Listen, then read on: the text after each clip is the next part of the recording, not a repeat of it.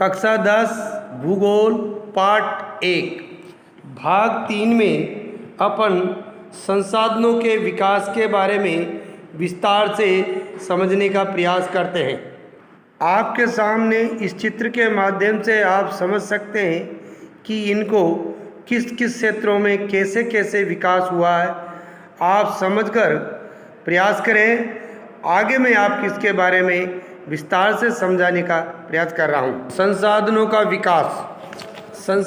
विकास किस प्रकार से हुआ, इसके बारे में आप जैसे स्क्रीन पर देख रहे हैं उसके माध्यम से आप समझने का प्रयास करें।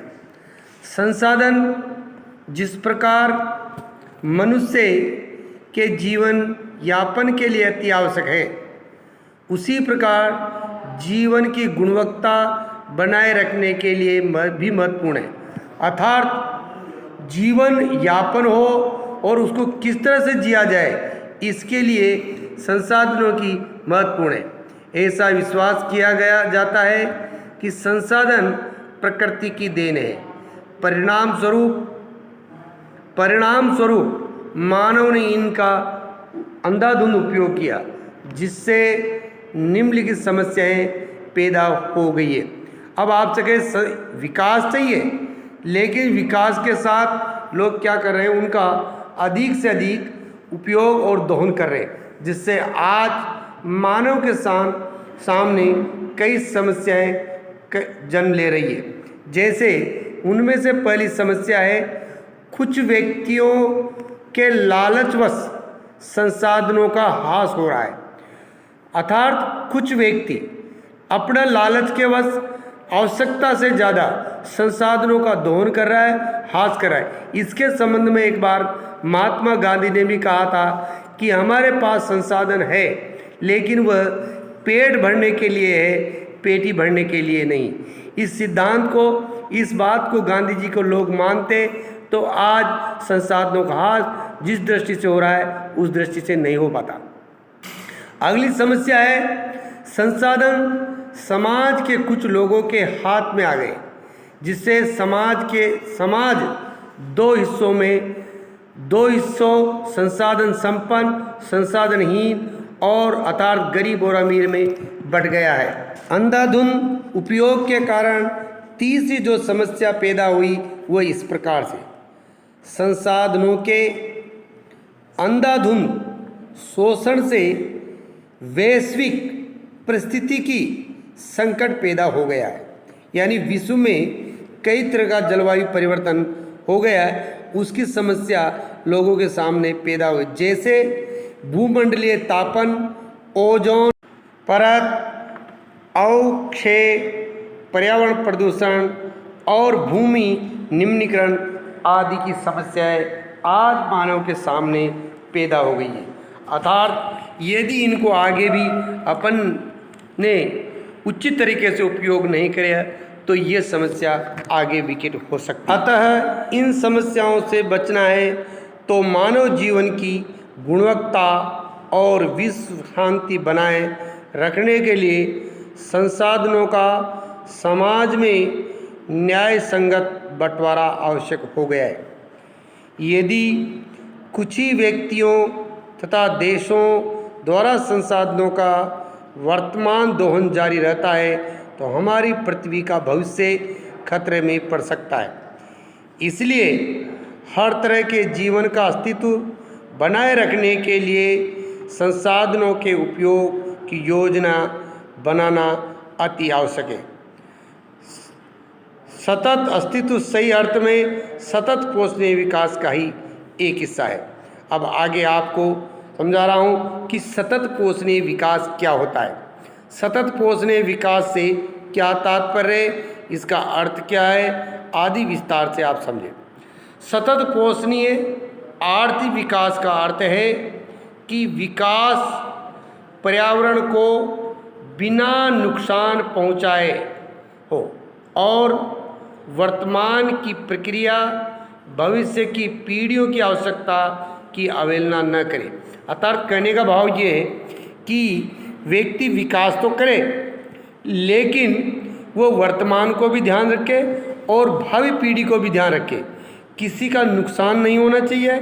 नुकसान होकर यदि अपन ने विकास किया तो अपन कह सकते हैं कि ये मानव विकास सतत मानव का विकास भी नहीं है, अर्थात सतत पोषणीय विकास नहीं कहा जा सकता। सतत पोषणीय विकास के संबंध में विश्व के लोगों को एक चिंता पैदा हुई कि इसको कैसे, इसके दुष्प्रभाव को रोका जाए। इसके संबंध में विश्व के लोगों के बीच एक सम्मेलन आयोजन किया गया। वह सम्मेलन 1992 में किया गया था, जिसको रियो डी जेनेरो पृथ्वी सम्मेलन 1992 के नाम से जाना गया। अब 1992 रियो डी जेनेरो सम्मेलन, यह सम्मेलन जून 1992 में 100 से अधिक राष्ट्राध्यक्ष ब्राज़ील के शहर रियो डी जेनेरो में प्रथम अंतर्राष्ट्रीय पृथ्वी सम्मेलन में एकत्रित हुए। अर्थात पृथ्वी को बचाने के लिए लोगों के 100 राष्ट्राध्यक्ष अर्थात 100 देशों के अध्यक्षों ने इस सम्मेलन का आयोजन किया और विचार मंथन किया कि कैसे इसको बचाया जाए। इस संबंध में सम्मेलन का आयोजन विश्व स्तर पर उभरते पर्यावरण संरक्षण और सामाजिक आर्थिक विकास की समस्याओं को हल ढूंढने के लिए किया गया था। इस सम्मेलन में एकत्रित नेताओं ने भूमंडलीय जलवायु परिवर्तन और जैविक विविधता पर एक घोषणा पत्र पर हस्ताक्षर किया। रियो सम्मेलन में भूमंडलीय वन सिद्धांतों पर सहमति जताई और 21वीं सदी में सतत पोषणीय विकास के लिए एक एजेंडा 21 को स्वीकृति प्रदान की गई। अब इस सम्मेलन के माध्यम से एक एजेंडा निकल आया 21। वो 21 एजेंडा 21 क्या है? अर्थात इस पृथ्वी को बचाने के संबंध में 100 देशों के लोगों ने मिलकर एक योजना तैयार की। उस योजना में एक एजेंडा में 21 मुख्य उद्देश्य रखे गए। उनके बारे में आप इस एजेंडा 21 को मैं आपको विस्तार से समझाने का प्रयास करता हूं। आप सभी भैया ध्यानपूर्वक सुने और समझें। एजेंडा 21 क्या है?